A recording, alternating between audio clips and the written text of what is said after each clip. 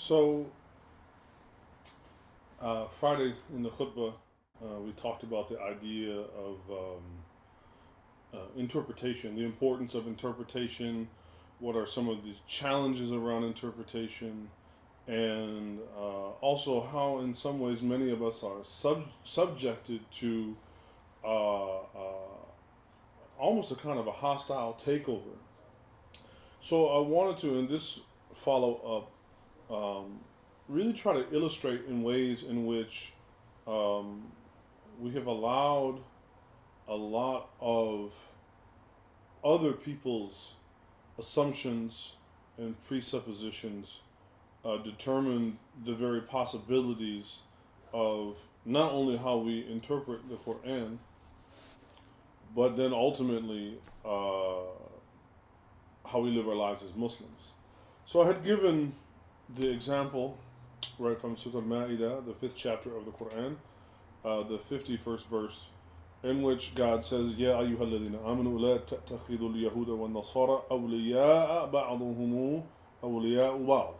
All you who believe, people of faith, right, or particularly Muslims, don't take the Jews and the Christians as is often translated right as friends. And we talked about how, the word awliya is the plural of wali, which is the meaning is really entrenched in guardianship and protection, and had said that we shouldn't leave uh, our guardianship, our protection, our narrative, anything that we need to have ownership over.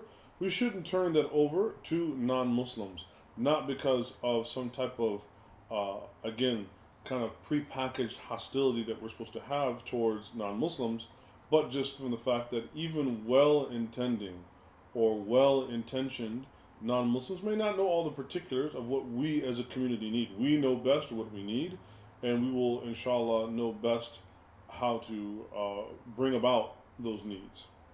And we shouldn't turn that over.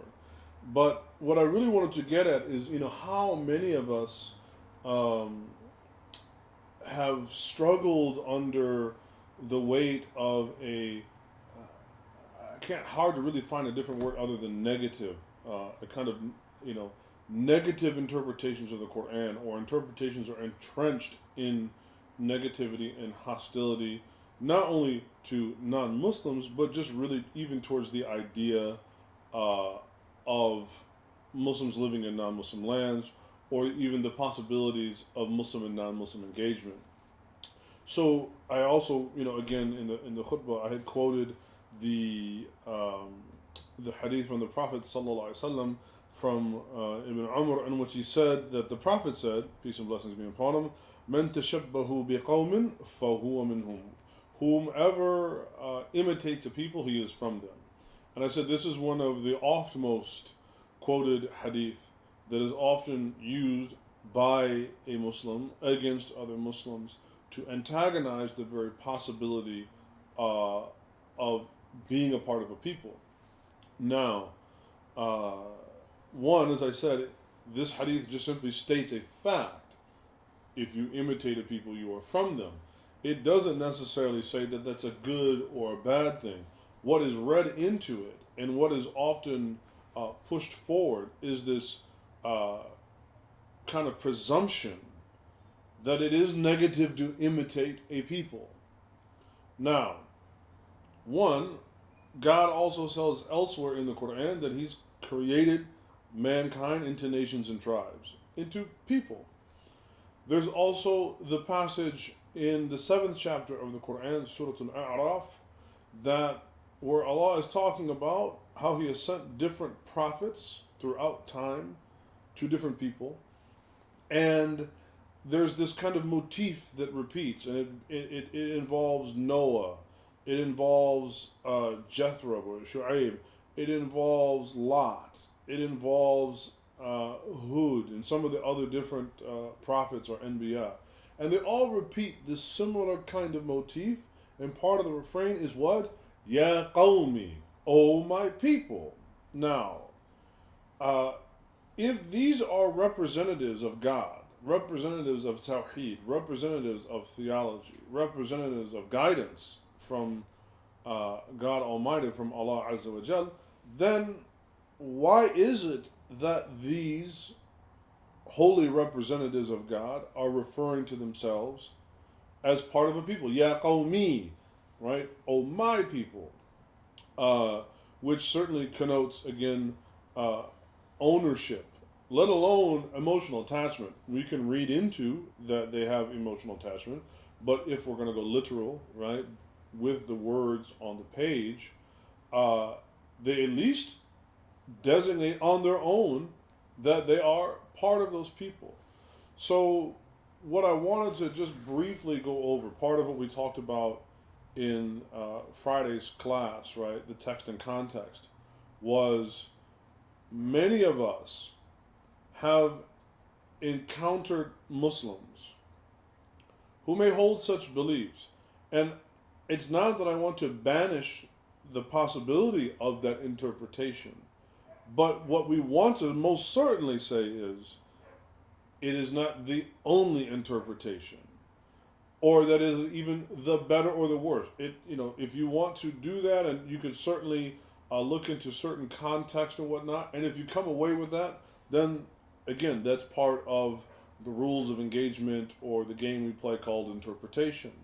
However, my personal feeling is that many of us have been bludgeoned and attacked in this way, and we've been sold a bill of goods that essentially says those other people who advocate this kind of translation, or the translation that, to imitate a people in parentheses is evil or bad, that they come to us and essentially pitch us a sale that says, my human understanding, my historically determined interpretation of the Qur'an, my presumptions about the nature of reality, the possibilities of Islam, the possibilities of Muslim, non-Muslim engagement, my presumptions are more genuine than yours. And in fact, if you do not adopt my presumptions about A, B, and C that we've just said, then you are essentially banished from orthodoxy. So they present their interpretations is nothing other than the re-articulation of revelation itself. They say, oh, well, this is just Qur'an and Sunnah.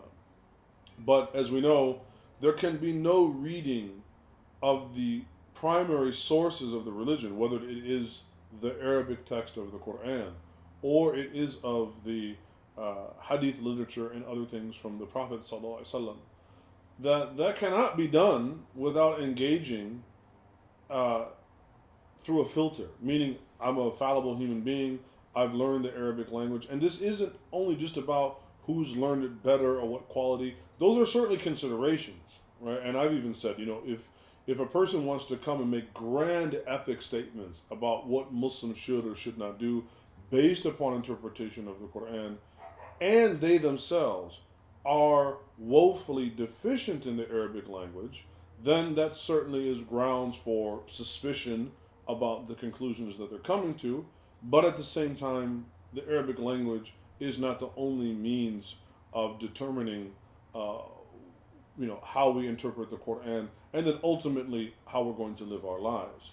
So I say that again, when we are attacked by, unfortunately, our co-Muslims, that, if you imitate a people, you're from them.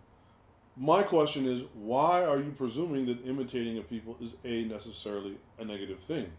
And again, when we broaden the conversation to include multiple parts, not just one hadith or just one ayah, and this is where it really shows some fundamental deficiencies in training, and this is why our tradition is important, that establishing a rule based upon an isolated ayah or hadith is always looked at kind of suspiciously.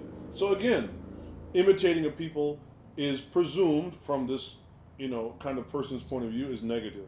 And yet we have also sound hadith literature that shows that the Prophet, peace and blessings be upon him, dressed in the manner of non-Muslims at the time that he lived in which they were perhaps even idolatrous, or wearing the Persian style of mode of dress that we know that he imitated, that he wore, right? And yet this was not seen that he was doing something negative.